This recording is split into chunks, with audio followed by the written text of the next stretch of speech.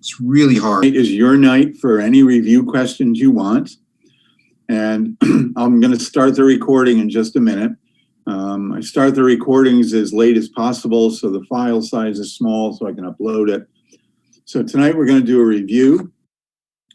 So the Chapter 8 test is coming out, but, oops, here comes, hang on just a minute.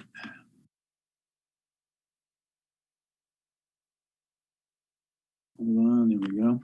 So I'm not going to send out the test until Thursday afternoon. Even though this is our final review for Chapter 8, I'm not sending out the test questions till Thursday afternoon because my morning class and you guys and some other stuff, I know there's chemistry exams and physics exams, so I'm pushing mine off for a while so that you don't have everything happening at once. On Thursday, we're starting something new, but it won't be on the test, obviously, and then I'll be sending out the test sometime Thursday afternoon. You have 24 hours to get it back to me. And then we'll go from there. Here comes Yakov. Then I think we're almost all here. All right, so I'm about to start the recording. And here we go. All right, so tonight I don't have anything new to tell you. So the Chapter 8 test ought to be pretty clear, right? It's by parts, trig sub, trig integrals, partial fractions, improper integrals. So you pretty much know what's coming, problems that look like all the homework. So tonight I'll answer any questions you want from any of the review or any of the homework questions. And I have nothing else planned besides that. So what would you like to see? Chime in with whatever you want. Sorry. I was going to say, if you don't have any questions, it's going to be a really short class. Yakil, I got that. 8.748. Let me get rid of this stuff, which isn't you. It's a different class. And I'm sorry, Lauren, was that you that was saying something? No, it was me, but I'll ask after her. Oh, no, I don't think she said anything. So which one did you want, Michaela? Oh, it's like it's an integral from negative infinity to 0. It's number 21 from 8.8. So 8.8, number 21, and I see 8.7, number 48. All right, so I'll do those. So 8.7 comes before 8.8, so I'm going to do this one first. And then, Michaela, I'll get to your problem if that's all right. Okay, thank you. Yep. And let's see, 8.7. What is 8.7? My file names aren't by chapter and section, so hold on a minute. Oh, that's 8.8. Hold on.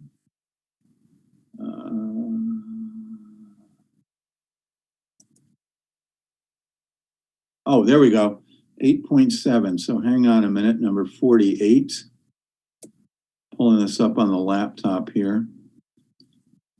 Everything's so small, I can't see it. Okay.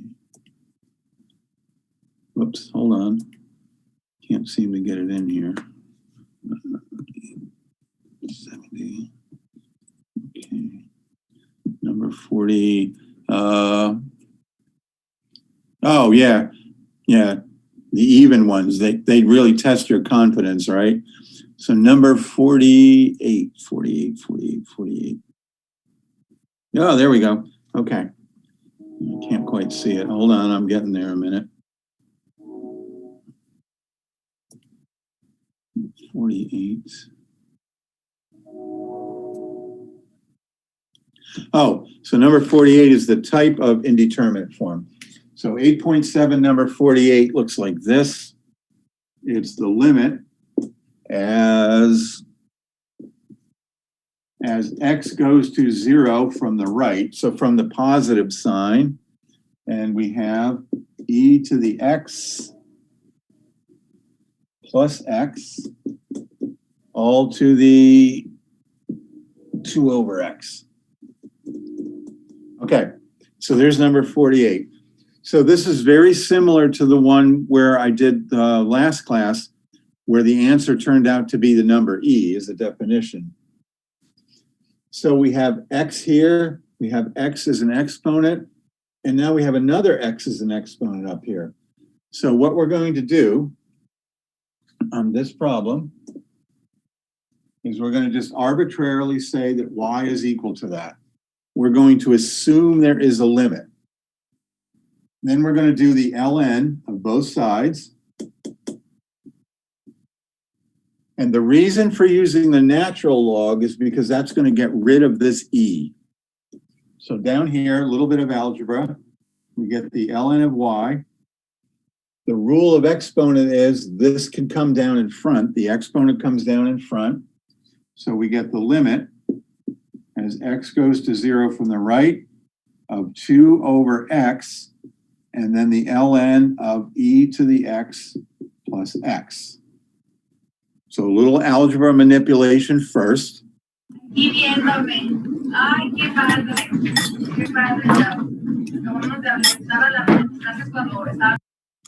Okay. All right. So now, if we put 0 in here, so if we plug 0 in, well, e to the 0 is 1, and 0 is 0. So putting 0, this gives us a 1. But then that gives us 2 over 0, which is infinity. So up here, this gives us 1 to the infinity, and that's an indeterminate form. So they're asking what indeterminate form is it? And it's this one. But this is not the kind of indeterminate form we can use L'Hopital on. L'Hopital can only be used for 0 over 0 or infinity over infinity. So by using the ln's, now if we put 0 into here, we would get 2 over 0. So 2 over 0 is infinity. And if we put 0 in here, we get the ln of 1 and 0. So then we would get the ln of 1, and that gives us infinity times 1. And that, infinity times 1 is infinity. So there you go. So this limit does not exist. This is not indeterminate. Oh, sorry, 0. Wait a minute, I made a mistake. Hold on, sorry. The ln of 1 is 0. So this is also an indeterminate form, infinity times 0, everything times nothing, not an infinity form on here. So we still can't use L'Hopital. So we have to do a little bit more manipulation. And I am recording this, by the way. I know I'm erasing stuff a bunch.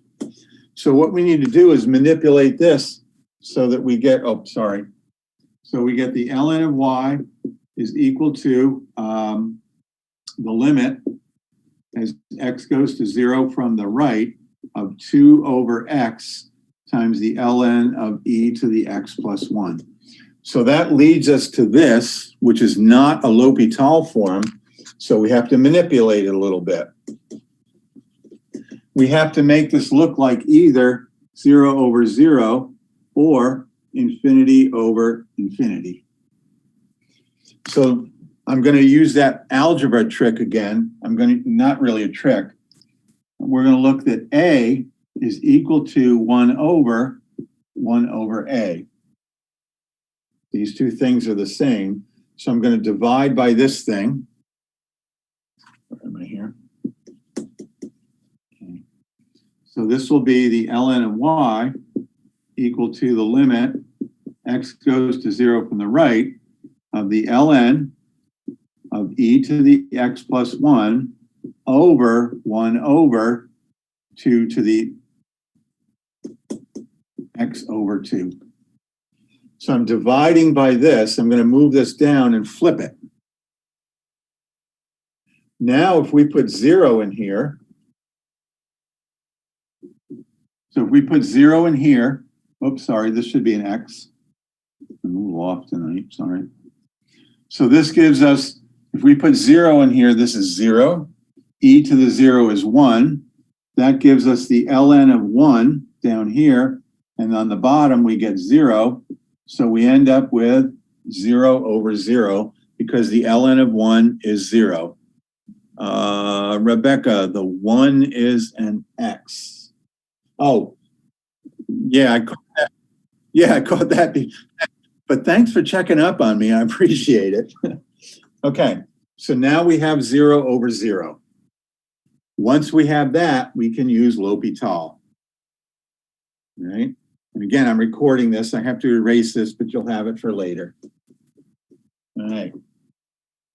So now by L'Hopital,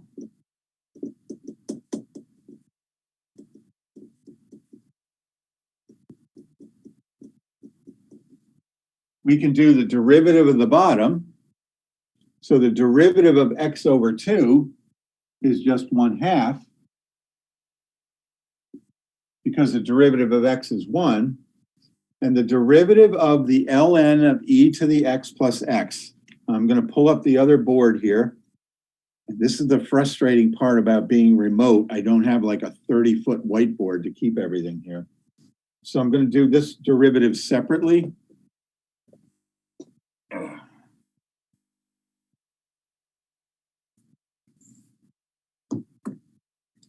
So derivative of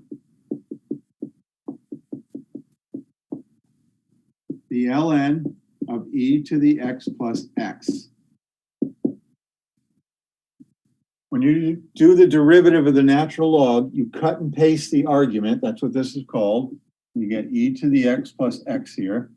And then we do the derivative of this on the top. Derivative of e to the x is e to the x. The derivative of x is 1. So we get plus 1.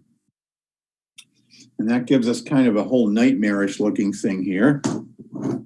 So back over to here.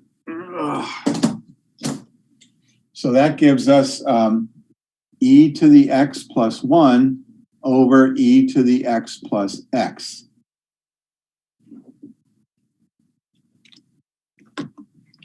Okay. So we get the ln of y. Now a little bit of algebra. Dividing by 1/2 is the same as multiplying by 2. If you divide something in half, you get 2 of those things. So this leaves us with 2 times e to the x plus 1 over e to the x plus x. Now, if we put 0 into here, if we plug in this number 0, e to the 0 is 1. 1 plus 1 is 2. E to the 0 is 1. Oh, hang on, somebody coming in here. Hold on a minute. On the bottom, we get e to the 0, which is 1 plus 0, so we get 1. So this whole answer turns out to be 4. So that original function for problem number 48, eraser. So our original function here, the limit as x goes to 0 from the right of the function e to the x plus x to the 2 over x power, the closer you get to 0, as x gets closer and closer to 0 from the right, so 1, 1/2, 1/4, 1/8, 1/16, 1/100, that will be 4. How do you get the e to the x plus 1 over e to the x plus x? Say that again. How did I get the e to the x?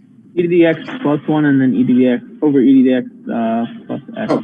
I missed that, sorry. I did. That's all right. That's good. I did the derivative of this. So the top function, our original function, so the derivative of this function, e to the x plus x goes to the bottom. So if y is equal to this, that's y prime. So this goes to the bottom, and the derivative of this is the top on here. When you have a function, so let's say f of x is equal to the ln of, so we got the ln of a smiley face, right? If we want the derivative f prime, you cut and paste, the smiley face goes on the bottom, and the derivative of the smiley face goes on top. I know that sounds really stupid, but that's the ln rule. In your textbook, it will show you this. Let me give you a more mathematical looking thing. So if we let u, so if the letter u is some function of x and y is equal to the ln of u, then that derivative is u on the bottom, u prime on the top. So that's where that came from. You okay with that? I think so. Are the smiley faces going to be in the exam? Sure, I'll give you some smiley faces. How about that? So the answer to this problem is 4. Oh, so the answer is not quite 4. The answer is not quite 4 because we set all of this equal to the ln of y. So now we found out that the ln of y is equal to 4. So how do we solve for y? E to the 4th. So yeah, you do the e to the both sides. E to the ln of y is equal to e to the 4. These cancel out, and so y is e to the 4th, and that's the correct answer. And I see the question down on the bottom. Y is 2 over 0 infinity. Okay. So let me answer that question. Y is a constant over 0 infinity.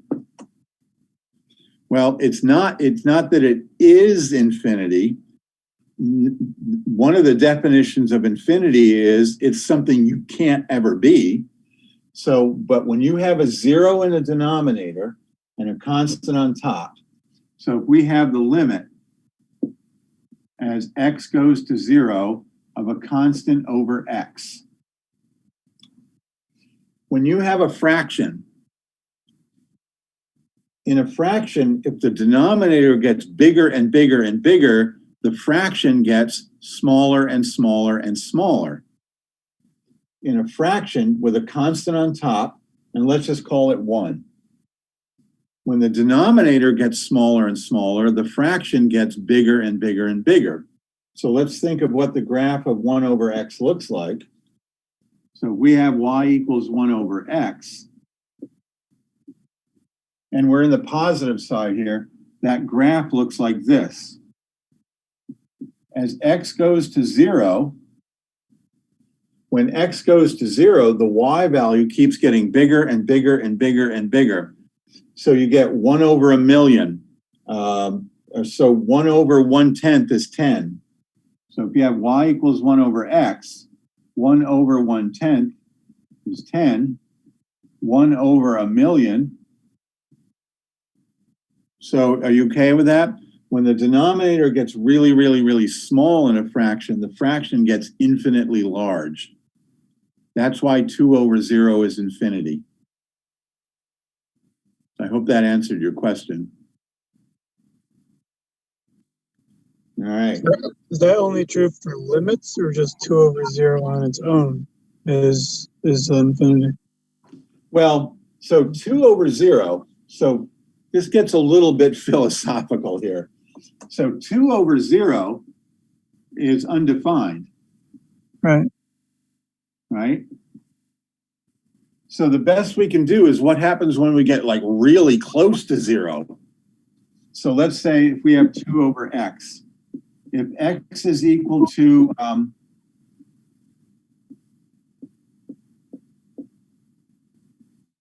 so if x is equal to 1 over 100,000th, that would give me 2 over 1 over 100,000th. And that's going to actually equal 200,000. Because when you divide by a fraction, you flip and multiply, right? So it's only true for a limit, meaning as x approaches 0, then we can say it goes to infinity. But just 2 over 0 on its own, we can't say it goes to infinity. Correct. As Okay. x gets really, really close to zero, y starts getting infinitely large.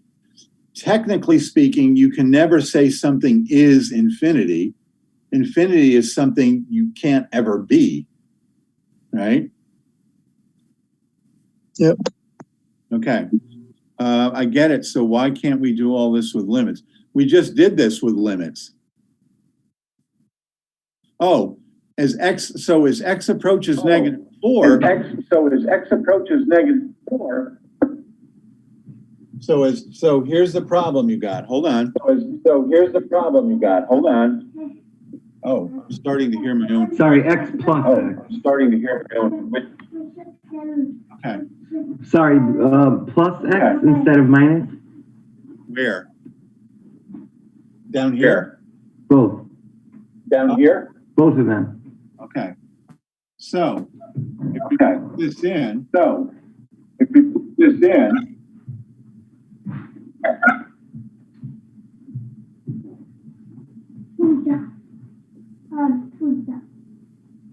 that goes That to, would be infinity?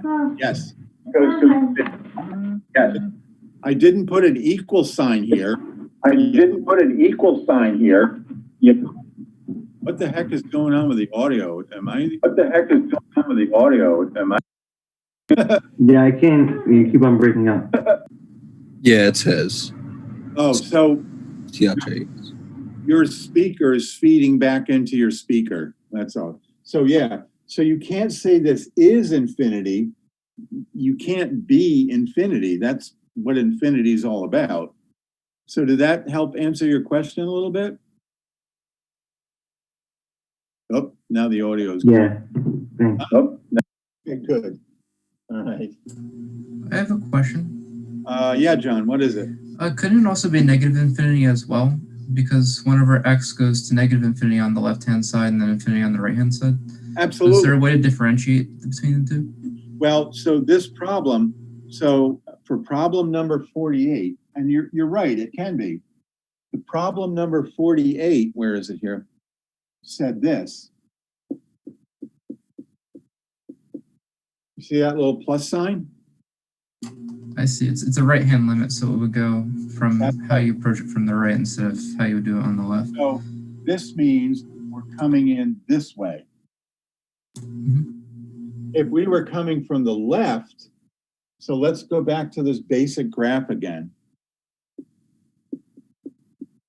So somewhere in your pre-calc days or something, you were maybe given the term parent graph. Does anybody recognize that phrase, parent graph?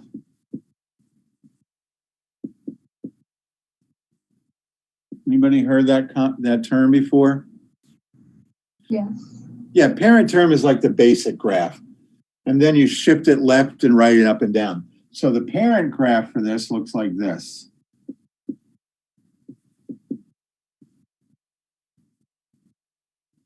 If you come into zero from the right, you go to positive infinity. If you get close to zero from the left, you dive down to negative infinity. So that was John that asked me that question, right? Yes. Thank Yeah, you. excellent question. So most of the problems in calculus books all happen up here in the first quadrant where everything's positive. Everything applies in any of the quadrants, but then you just don't have to deal with those pesky negative signs. Now in real life, so John, what are you thinking about majoring in? Where do you think you're heading? I don't actually know yet. That's my favorite answer. I'm 66 years old. I still don't know what I want to do when I grow up. That's my favorite answer. So my advice is try everything. In the real world with engineering and stuff, going to negative infinity would have maybe some application to what you're doing. Going to positive infinity. So infinite energy and negative energy means that's like stuff you're sucking into your system. So there's applications to all of that stuff. That was a great question, John. Oh, and here's something that's going to bend your mind. Guess what happens? Guess what's the relationship between negative infinity and positive infinity? Oh, One's the negative version? no, they're the same thing. They meet. Oh, So the y-axis goes all the way to infinity up, right? And the y-axis goes all the way to negative infinity down. And when you get there, you're at the same place. So technically the y-axis is actually aligned. Yeah, so is the x-axis. So Einstein theory of relativity and all that, negative infinity and positive anything, you get to the same place because space and time is like on a big circle. So positive, negative, infinity are the same spot. Just depends on which direction you're going. I was just about to ask that if it was on a circle or not. Well, it's not a circle so much, but current theory is something called a torus, which is basically a bagel or a donut. Okay. Yeah. So it gets pretty mind-bendingly philosophical, which is what chapters 9 is going to be like, by the way. Didn't you say Are they- they're the same? Wait a minute. Sorry, Yakov, what'd you say? Didn't you say that the no two infinities are the same? Well, no, a lot of an infinite number of infinities are the same, but there's an infinite number of infinities that are not the same to each other. Oh, that's pretty strange, right? Right, so you can't say that a negative infinity would need positive infinity. On the Cartesian coordinate system, they are. So if we allow that the space is flat forever, they're not. But current theory of physics is the world, the reality, the physical reality we live in is not flat. It's all bent and twisted on itself. Yeah, but that's for a whole different course. That's physics stuff. That's how chapter 9 is going to feel. Okay, so what else we got? Review questions, anything? Could you go over 8.8, number 21? Oh, Michaela, did you want, was it 21 or 14? 21. Oh, I didn't forget about you, but I did forget about you. It's fine. Nothing personal. Was that, so which homework, same one? No, I think it was the one after because it was 8.8. Oh, I feel bad that you think I forgot about you. It's fine. 8 point, oh, wait a minute. So which, what homework is that? Is that the improper integrals? It's the one where there's like negative infinity and infinity on Oh, like the that's, interval. and it was what, number 21, right? Yes. Oh, thank goodness. Okay, sorry. You're fine. Nothing personal. Or is it? So number 21, we're going from negative infinity to 0, and it is x e to the negative 4x. So this problem is pretty straightforward. Okay. So because we have an infinity here, or both, doesn't matter, improper integral. But the first step is just to forget about these and just do this integral. This stuff comes later. So how do we do this integral? Like u dv. Yeah, by parts. Yeah. Yeah, I knew what you meant. So by parts. So u is equal to x. dv is equal to e to the negative 4x dx. du and dx. And v is the integral of this. So when you have an integral of e to a constant, when you have an integral of e to it, well, here, let me do it this way. E to a constant, that integral is 1 over c e to the cx. That's the general rule for the integral of e to a constant times x. So up here, we get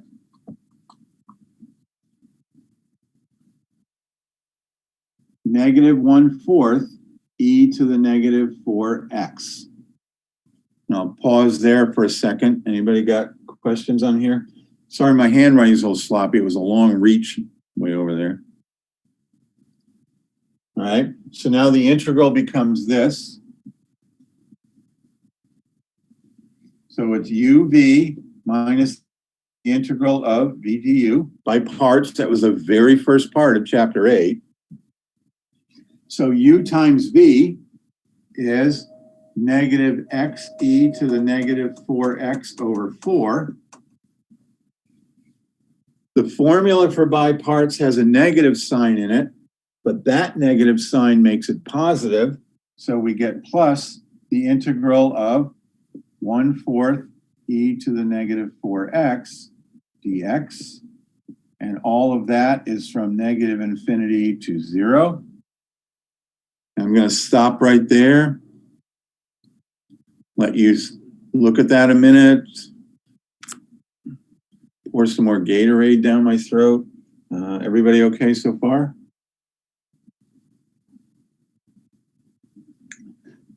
All right. Okay, so now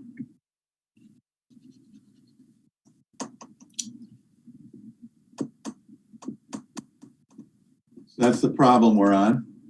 Okay, so now we have to do this integral.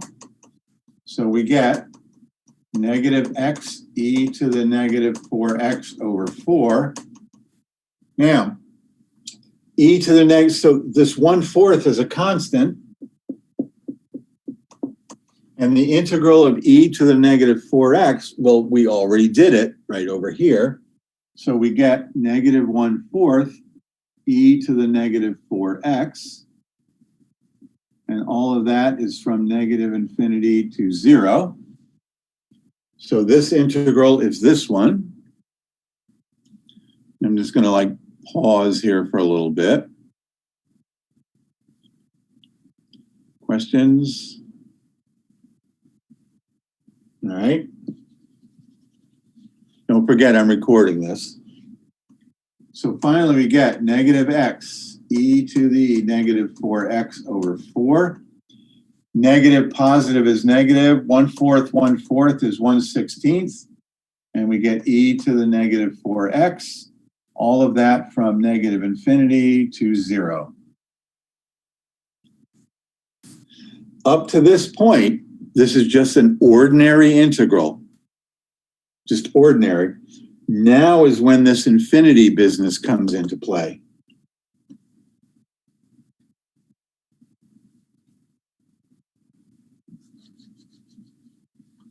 All right. So rule of calculus, the 0 goes in first. And here's a case where 0 is not going to give us 0. So if we put 0 here and 0 here, this whole thing is 0. If we put 0 here, we get e to the 0 power, which is 1.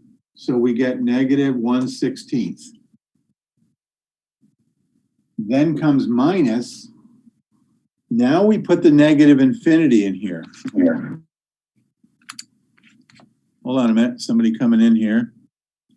Just want to wait a second. All right. So we put, now be careful about negative signs. They cause all kinds of problems. So if we put negative infinity here, negative, negative, we get infinity, positive infinity. We put negative up here, we get e to the negative 4 times negative infinity, which is e to the positive infinity, which is infinity, all over 4, minus 1/16. And again, if we put negative infinity up here, negative times negative is positive, we get e to the infinity again. And so our final answer here is negative 1/16. Infinity times infinity is infinity. Minus infinity is infinity. So what we get here is minus infinity, and this diverges. So here's what this means. If we're coming from negative infinity, our original function goes to infinity, and that's what diverge means. So the two words we see, converge means you go to a number. Diverge means you don't go to a number. So that limit doesn't exist. It isn't there. Nothing happens. It's a Just a quick question. Yep. That infinity times infinity over 4, so that's infinity, right? Oh yeah, the 4 is meaningless. Right, and then the e to the infinity is also infinity, right? Yeah, so E is like 2.7 something. Right. So Yeah, you have you have negative infinity minus infinity. that's not infinity. This is infinity squared. Okay. So yeah, So you're canceling out one infinity? you're still going to have infinity. This whole thing is not going to a number. Understood. I'm saying is that you have infinity minus infinity, correct? Infinity times infinity, which is infinity. No, we have infinity squared minus infinity. Okay, and that's a positive infinity. Well, so here's what happens. We don't know, right? So what does it mean to square infinity? Doesn't mean anything, right? You're taking an infinitely big number times an infinitely big number. So infinity minus infinity has no meaning. Infinity plus infinity has no meaning. The whole thing is this doesn't turn into a number, and that means you diverge. Okay, so it doesn't make a difference if that infinity ends up negative or positive. Nope. Doesn't make a difference at all. All right. So we could have put positive infinity instead? It still wouldn't matter. Okay.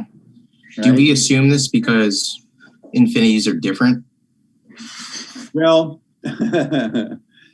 so here's the problem with infinity. Infinity is not a number. So when you say different, you're actually talking about quantity, Okay, and you can't. So the basic, conceptually. yeah, this has no meaning. That's the way to think of infinity. It's something that has no meaning, and no matter how hard you try, you're never going to get there. It's beyond measurement. Kind of like being a perfect human being. We're all shooting for there, but we're never going to get there, right?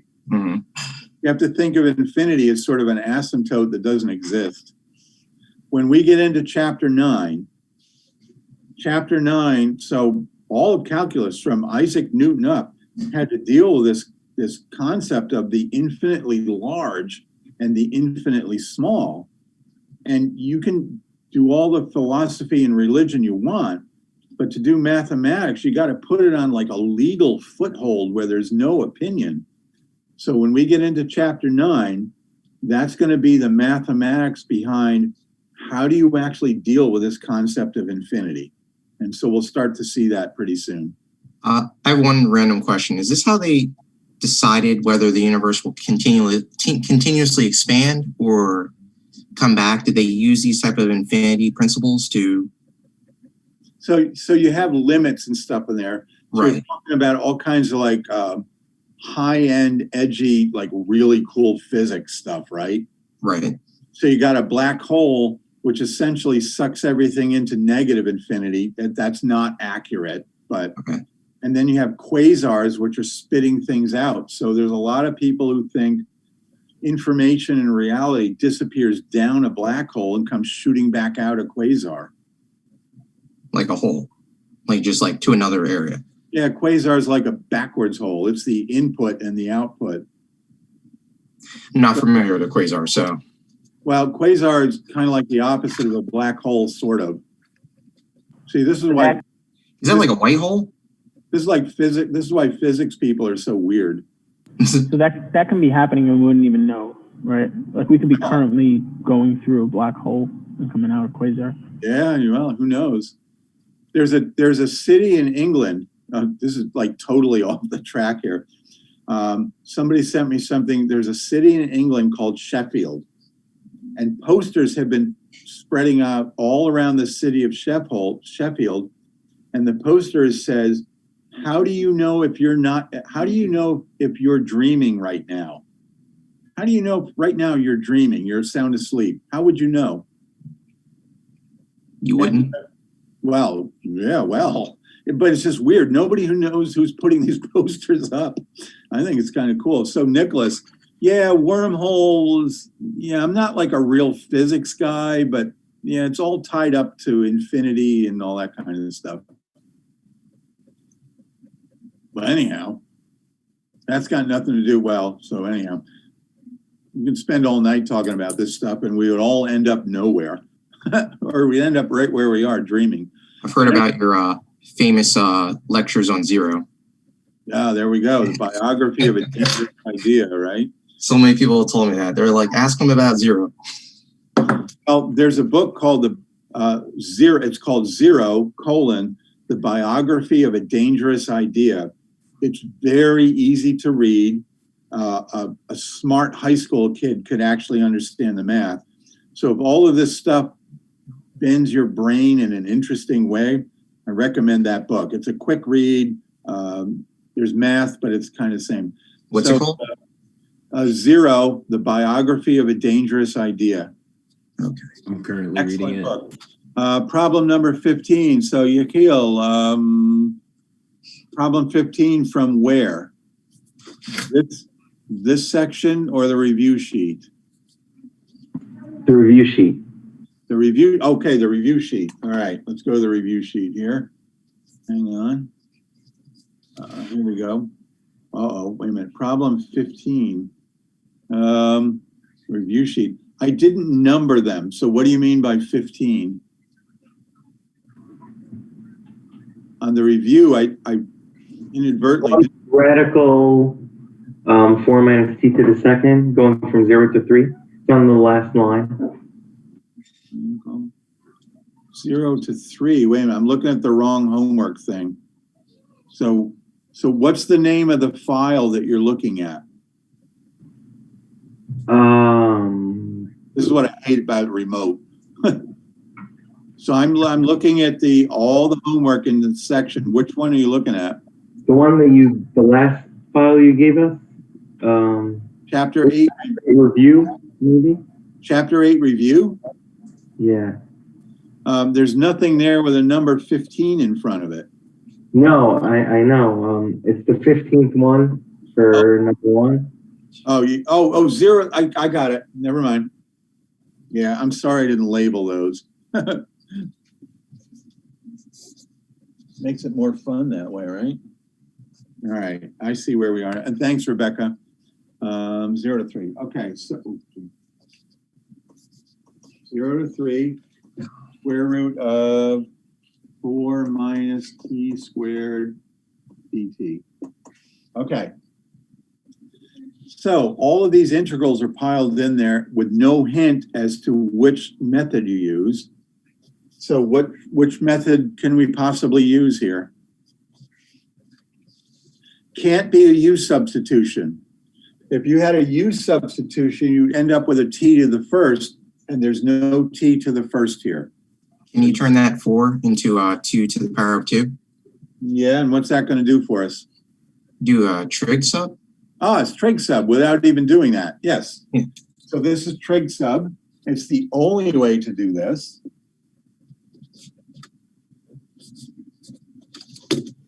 Because of this is a minus sign, this is the hypotenuse squared, which is what Sean meant when he said 2 to the second. So the hypotenuse is 2, this side is t, and this side is 4 minus t squared. So that takes us back a few classes. So now, from here, adjacent over hypotenuse is what? Adjacent over hypotenuse. Cosine? Yep. So we get 2 times the cosine of theta is equal to t. Even though there's no t in this problem, we need a t to calculate dt.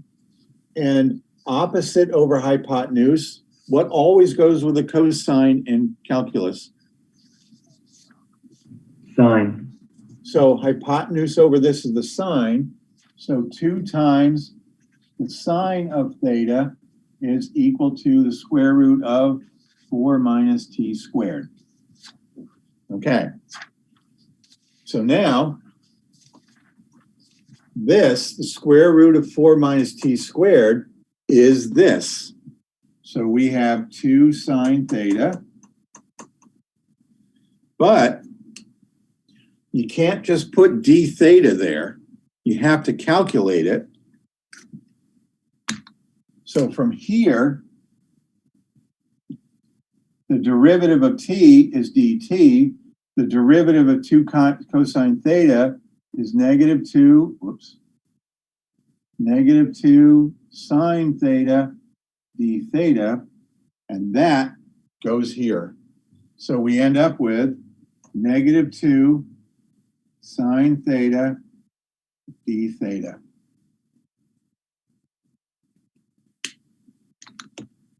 Everybody all right so far?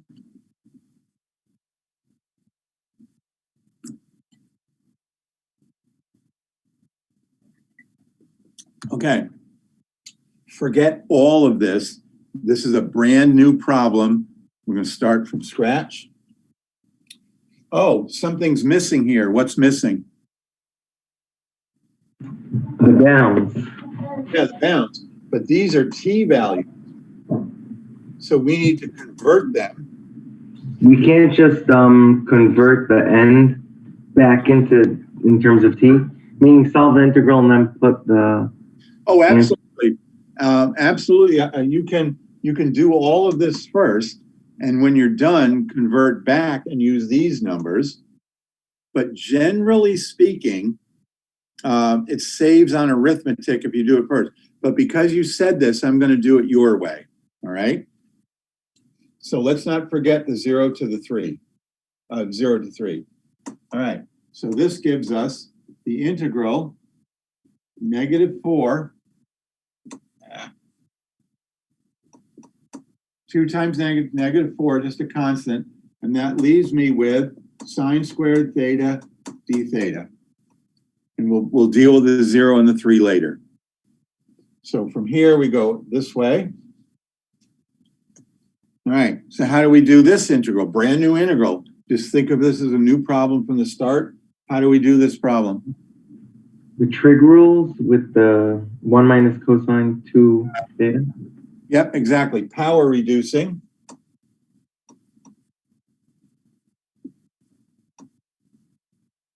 This gives us -4, the integral of 1 minus, because sinus minus, 1 minus the cosine of 2 theta all over 2 d theta.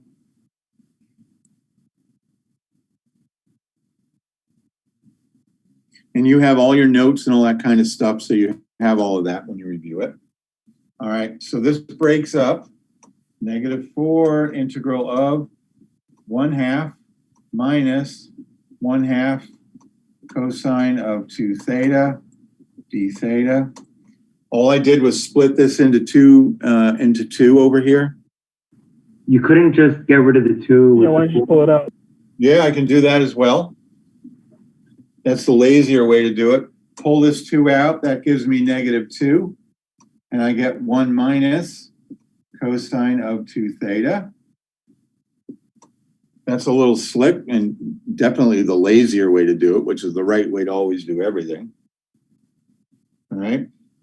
So I'm recording this. I got to erase some stuff. I'm running out of room here. So we're going to come back up here. So -2. So the integral of 1 d theta is theta. This little integral here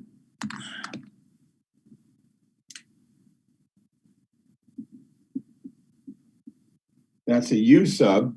So this becomes negative cosine of u. What's the integral of negative cosine? Integral of negative cosine. Positive sign. Other answer. Negative sign. Negative sign. It drives you crazy, doesn't it? So we will get -1/2 the sine of 2 theta. That's what that turns into. We'll use substitution. And then, so there's our integral. So now, at this point, here's where it would have been easier to change all that stuff. Changing this back into t values is going to be kind of awkward. So let's change our 0 to 3s into theta values. And we'll do that right over here. So we know that cosine of theta is equal to t over 2. And we're going from our original problem was t equals 0 to t equals 3. So if t is equal to 0, this gives us cosine of 0. And what's the cosine of 0? 1. 1. So we're going from 1. And if we put 3 in here, we get cosine of, oh, sorry, I did that the wrong way. Oh my goodness. Hold on. That's wrong. I did that backwards. If t is equal to 0, we get the cosine of theta is equal to 0. Sorry, I did that backwards. T is 0. Cosine of theta is equal to 0. What angle has a cosine of 0? Pi over 2. Pi over 2. Nice, Michaela. So pi over 2. There we go. And now t is equal to 3. So that gives us cosine of theta is equal to 3 over 2. And for that, you're going to need a calculator. So theta will be equal to the arc cosine of 3 over 2, or 1.5. So you need your calculator in radian modes. So what's the arc cosine of 1.5? Anybody got a calculator with them? Oh, and by the way, weird numbers like this are not going to show up on the test. That's not the point of this class. That's engineering stuff. But anyhow, what's the arc cosine of 1.5? Anybody got it? Make sure you're in. I'm sorry, what is it? It says error. Are you in radian mode? Yeah. Oh, that is a mistake. Cosine can't be bigger than 1. Right. Oh, so that's an error. I copied this from another book. So that's an error. Nice. Oh, so we can't go any farther with this problem, but that's okay. That's not the point of the problem. The point was getting to here. Wow, I copied that out of another book. Yeah, that's pretty weird. So for those of you going into engineering and stuff, if you got an error and you did everything correctly, that's telling you something that your system that you're looking at has a problem on here. Oh, I'm sorry about that. Anyhow. Wow. Copied that directly from another book. Well, anyhow, so there we are. So the point of this problem is we had to do a trig substitution on it. So the square root of 4 minus t squared had to be a trig sub.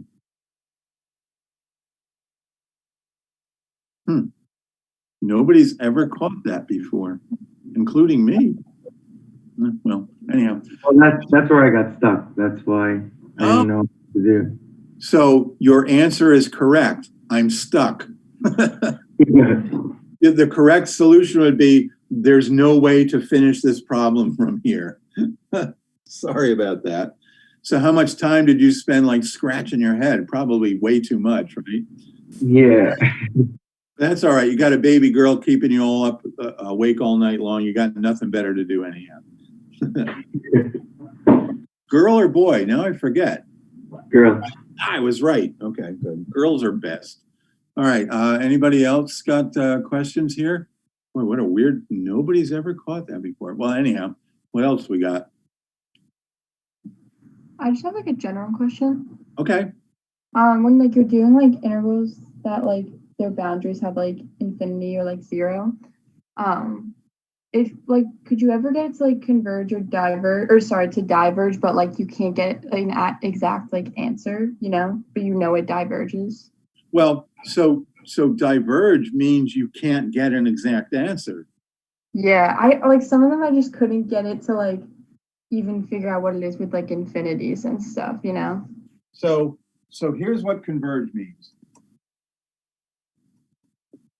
Converge means you go to a number. All right? In the physical world, if you have a system that's bouncing all over the place, converge means eventually you become stable. So you can think of a number, and here's the important word is a number, you become stable and you stay there forever. Diverge just means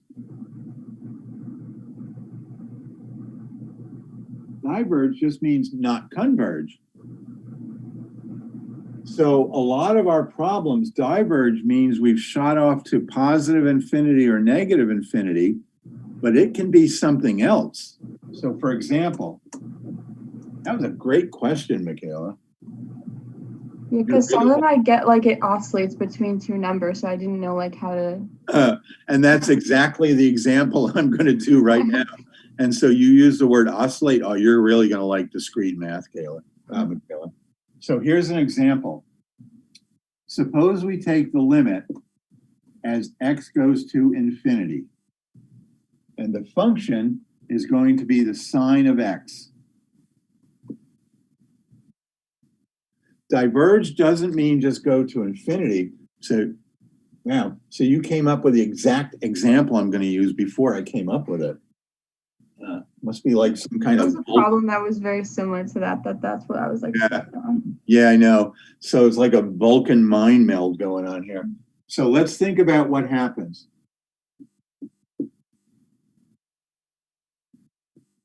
The sine function looks like this. Right? Everybody okay with the sine curve? As x approaches infinity, just means x gets bigger and bigger and bigger and bigger. So does the sine function ever stop doing this? No. No. So here, it diverges, not because it goes to infinity, but because it never settles down to a number. You're always bouncing from -1 to 1 to -1 to 1, just up and down forever. Everybody remember the unit circle? You probably remember it as something painful, right? So if we have the unit circle, so the unit circle looks like this. Whoops.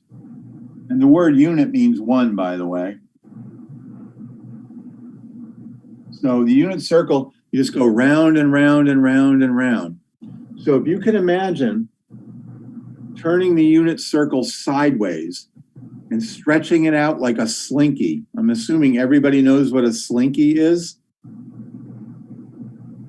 Everybody know what a slinky is? Yes. So think of this as a stretched out slinky. Don't think of it in 2 dimensions. Think of it as a slinky going along this way. And so as far as you go on the x-axis, you're just going round and round and round. So think of the x-axis as coming out of the board towards you, and you're just going round and round and round and round and round and round and round. So that's an example of diverging, not that you're going to infinity, but you never settle down. On the other hand,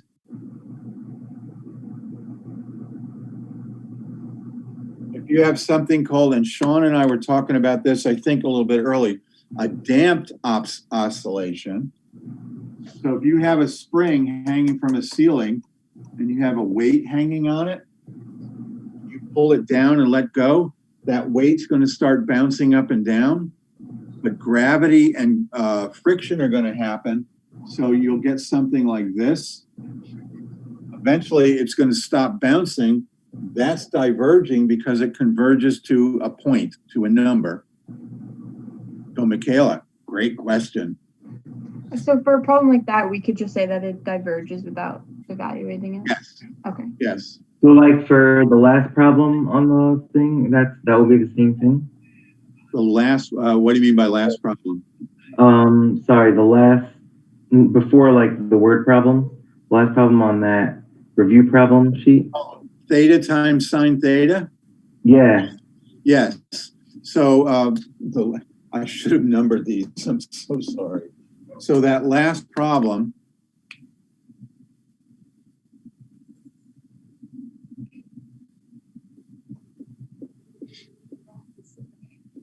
That one. So first of all, how do we do this integral? We got theta times sine theta. How do we do that integral? By part? It's by parts. Oh, and by the way, if thetas throw you off, there's no problem. You can change everything to an x. It doesn't matter. They're just variables, right? I do it every time. Yeah. Yeah. Yeah. So we're so used to seeing x's, other letters throw us off, and it looks yuckier, right?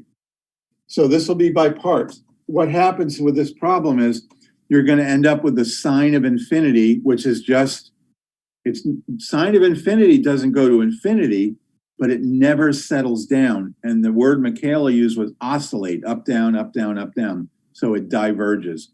The answer to that problem is diverge.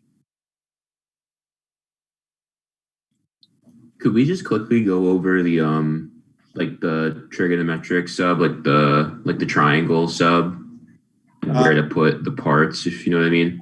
Sure. Do you have a particular problem in mind? Well, we did one already, the square root of 4 minus t squared. Yeah. That was trig sub. So you want another one like that?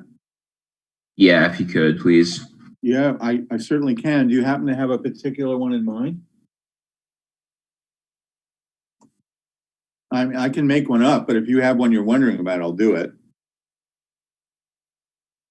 The integral of radical 16 minus 4x squared. Okay. Okay. Well, first thing I'm going to do is be really lazy. I'm going to make this easier. What's a common factor right here? You could pull out a 4. I can pull out a 4, and what happens when I take it out from the square root? I can factor Is it 2? I can factor a 4 out under the square root. When I pull it out, it's a 2. So we get 2 times the integral of the square root of 4 minus x squared dx. We good with that? Yeah. Oh, that's the same as 4 minus t squared, which is right on the review sheet. So this would be 2x square root of 4 minus x squared. That's how that would get loaded onto the rectangle. And it doesn't matter where you put A and B, right? No, you have no choice about a hypotenuse. So you could put like the radical 4 minus x squared, like, and the x on like opposite. Yeah. Okay. So you have choice between these two. So because of this negative sign, that's the hypotenuse squared. Now, so what I've mentioned before is in this textbook, you're generally better putting of these two sides, you're generally better putting the more complicated one over here. It almost, in this guy's textbook, it almost always works out better that way. So my advice would be, do this problem 2 ways. Do it once this way and once with those switched. Thank you. Yep, you're welcome. What else we got? Anybody? Anybody? I got nothing planned. I'm just answering your questions tonight.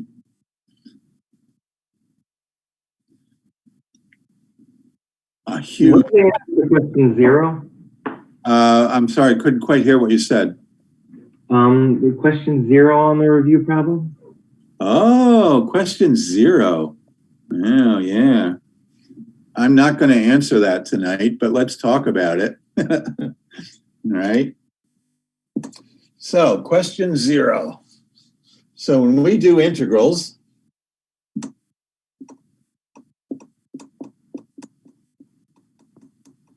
basic integral here, and we have this funny looking S, and we have this thing over here, which is a differential, by the way.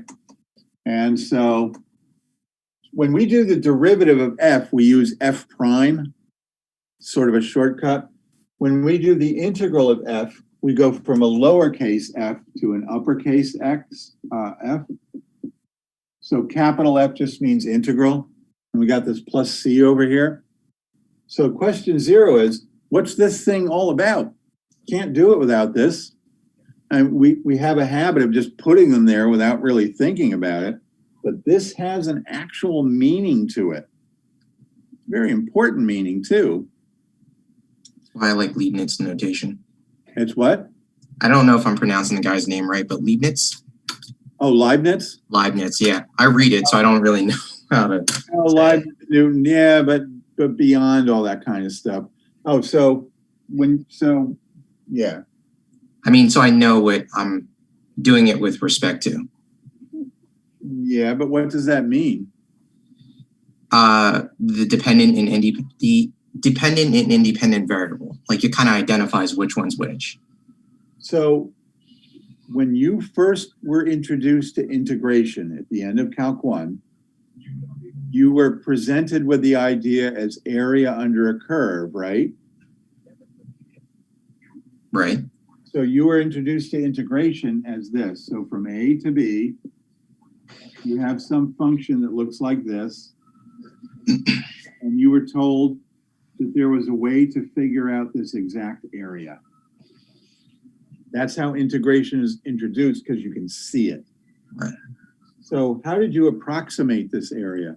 First, before the integral, you were told how to estimate that area. What did you do to that whole area to estimate it? You put in rectangles. Oh, you broke everything up into a rectangle.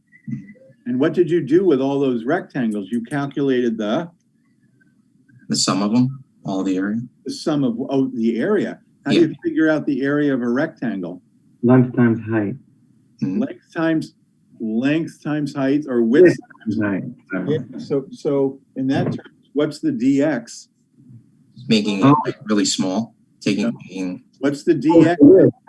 It's the width. Go ahead. It's the width of the rectangle? Oh yeah, dx is the width of that rectangle. Oh. So here's some rectangles.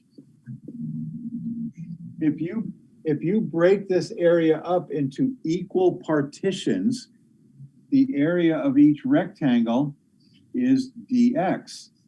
It's the difference between the x's. It's the right-hand x minus the left-hand x. So geometrically speaking, dx is the width of the rectangle, and this is the height of the rectangle. So height times width is the area of a rectangle. And then as Sean said, you add up all the areas. This integral sign is the letter S. And that letter S means, that's right, it means to add up, which is different than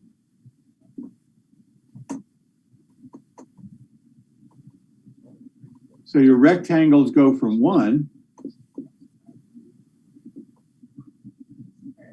but we have an infinite number of rectangles because we shrunk them all down to have a 0 width. Remember that? Yeah.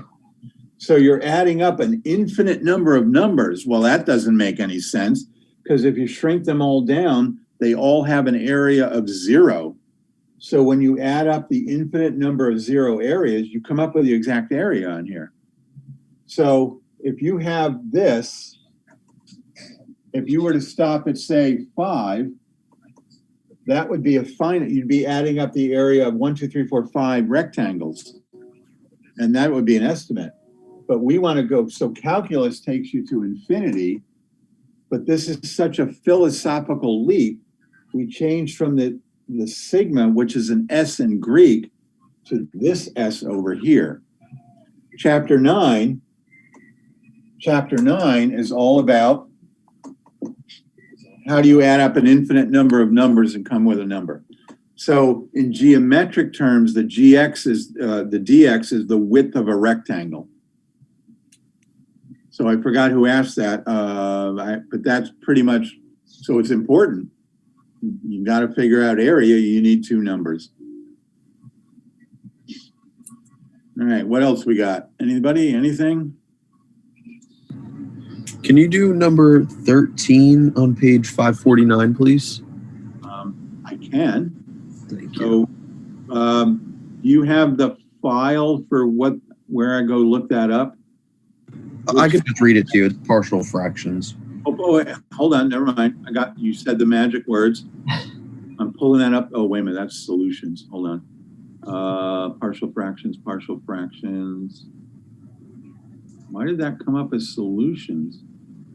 Oh, what was the number? Number 13. 13. Hang on here. That's wrong page. I'm getting there. Hold on. 13. So that wasn't one I assigned, but that's okay. All right, so here we go. Partial fraction problem. 13 looks like this. It is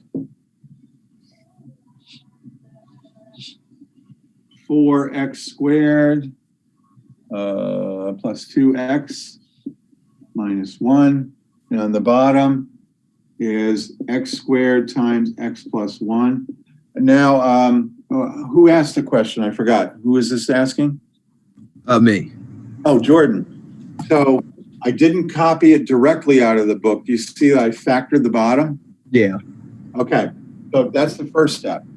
So here we have 3 linear factors. This one's repeated. So this will turn into this.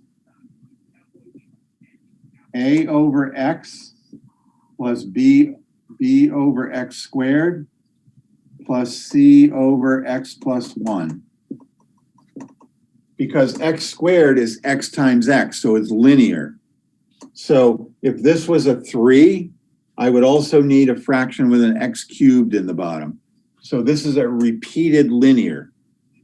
If this x plus 1 had an exponent of 2, I'd need another fraction with x plus 1 squared in the bottom.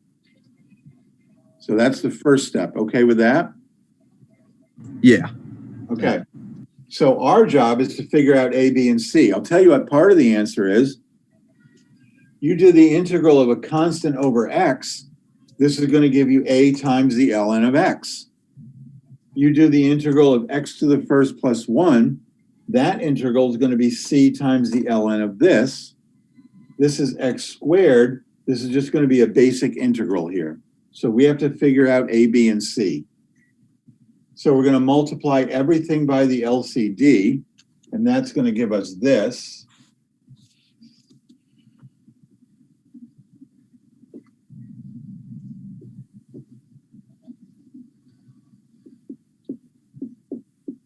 That's going to be A times x plus 1 plus B times x plus 1 plus C times x squared. Because when the LCD, our LCD is x squared times x plus 1. So when this gets multiplied to this, one of the x's cancel out. When this multiplies to this term, the x squareds cancel out. And when this multiplies against this term, the x plus 1s cancel out. So far, Jordan, you okay? Yeah. Okay. Now, we can use the shortcut method a couple of times, but because it's a repeated linear, we're going to run into trouble. So first of all, let's say let x equal 0. If x is equal to 0 and I put it up here, we get -1. So 0, 0, -1. If x is 0, this whole term disappears. If x is 0, that whole term disappears. If x is 0, we just get 1, so we get equal b, and therefore b is equal to -1. So b is equal to -1. So that takes care of that. Now, I'm recording this, by the way, you can watch it later. if we let x equal -1, this stuff will disappear. So if x is -1, that gives me 4 minus 2, which is 2, minus 1, which is 1. If x is -1, this disappears. If x is -1, this disappears. If x is -1, that becomes positive, so 1 is equal to c. So c is equal to 1. Uh-oh. Is everybody still there? Yeah. Something happened. My whole screen just changed. Hold on a minute. No. I hit something. Hold on. Oh, there we go. I bumped something and it looked like you all disappeared. Okay. Hang on a minute here. Let me fix this. Okay. Okay, so now we found A, B, and C.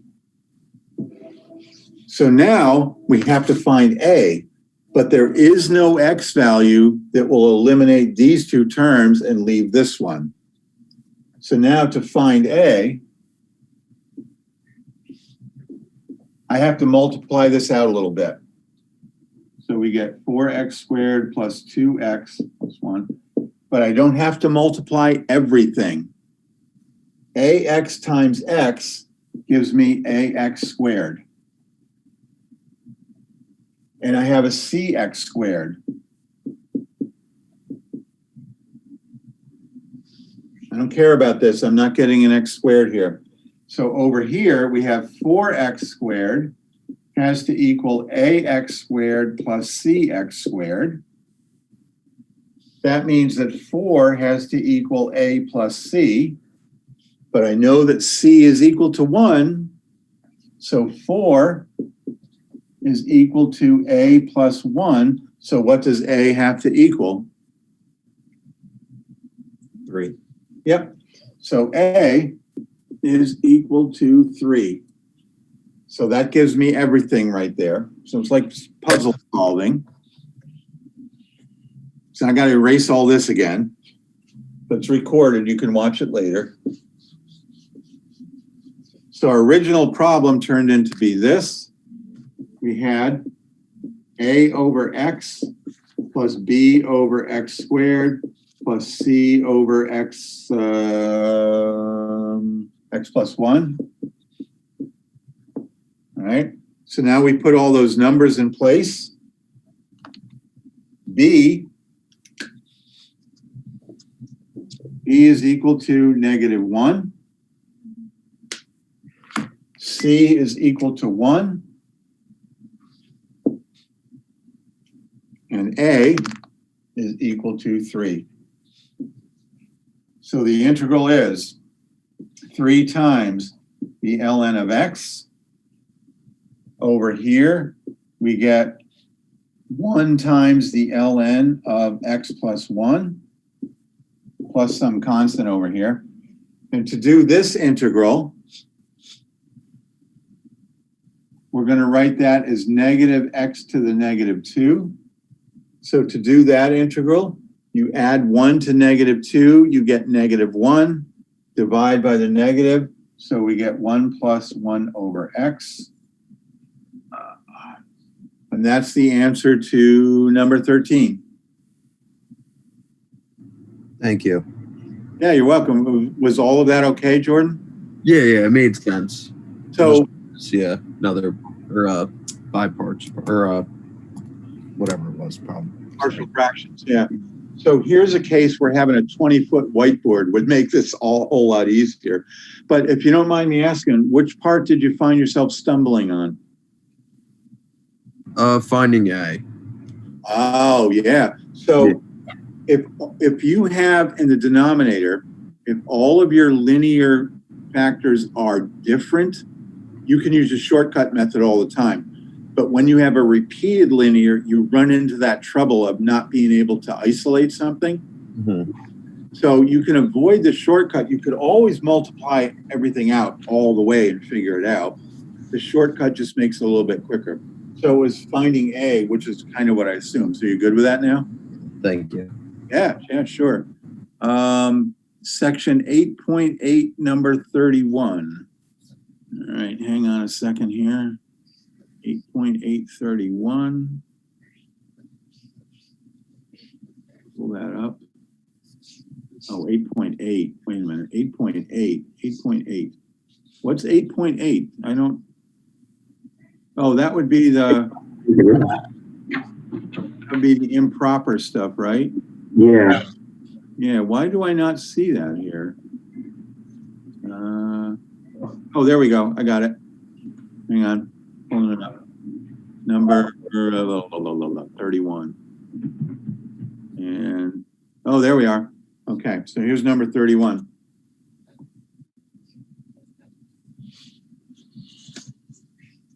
So it's number 31, and it looks like this.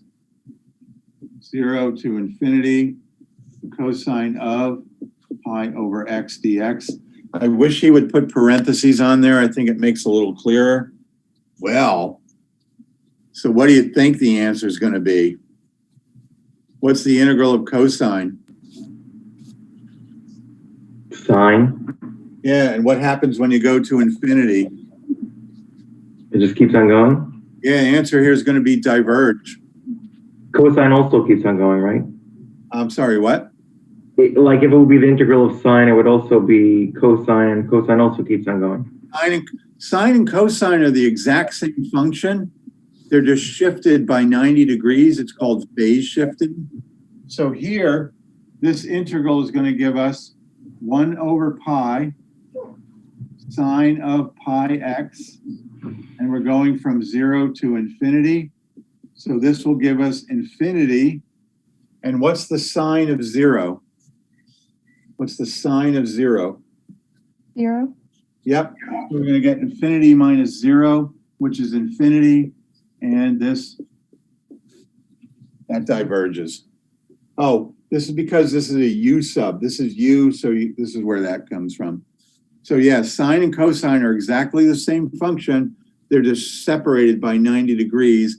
In electrical engineering and radio broadcasting and television, that's called phase shifting. So is that answer okay for you? Yeah. There you go. Can we do 29 on the same? Yep. No. Can we or can I? I can. Yeah, so number 29 looks awful because it's got that E in it. Comes down to algebra. So here we go. So this is number 29, same page, integral, blah, blah, blah, 0 to infinity. And 1 over e to the x plus e to the negative x dx. So forget about this. Just forget about this stuff. In general, you get negative exponents, get rid of them. So I'm going to rewrite this.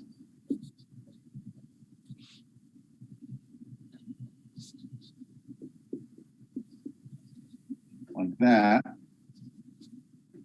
All right, see what I did there?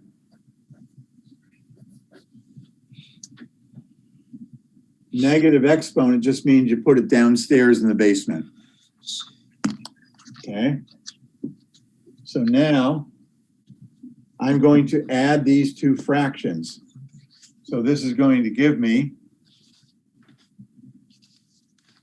it's going to give me e to the 2x plus 1 over e to the x over 1. I got a common denominator here of e to the x. So e to the x, so that's a common denominator. Now, when you divide by a fraction, what do?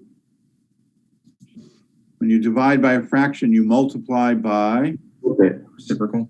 Flip it and multiply, yeah. So this whole integral becomes